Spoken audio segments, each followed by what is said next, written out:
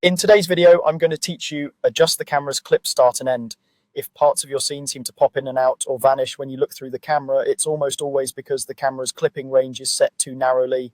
The camera only sees what falls between two distances, the clip start, which is the near cutoff, and the clip end, which is the far cutoff. Anything closer than the start or farther than the end gets clipped out of view and won't render. First, make sure the camera is selected. You can click it directly in the viewport or pick it from the outliner if that's easier.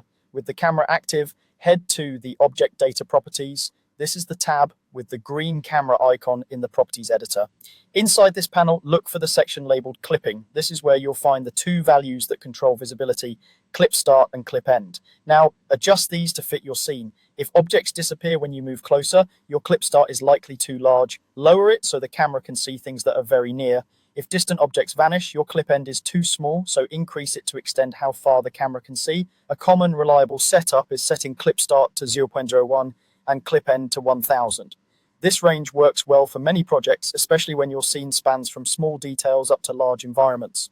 Keep in mind that extremely tiny clip start values can reduce depth precision in the viewport, sometimes causing surfaces to flicker or overlap visually, a phenomenon known as Z-fighting. If you notice that, try raising clip start slightly until the flicker settles while still keeping nearby objects visible. Likewise, setting clip end much larger than you need can make precision worse, so avoid cranking it up unnecessarily. These settings affect both what you see through the camera and what actually renders. If something is clipped in the camera view, it won't appear in the final image or animation. That's why dialing in this range early can save you time and confusion later. To recap the workflow, select the camera, open the Object Data Properties. With the green camera icon, find the clipping section and then reduce clip start or increase clip end until your scene displays correctly. Try the suggested 0.01 for the start and 1000 for the end as a solid baseline and fine-tune from there based on your scene scale and needs.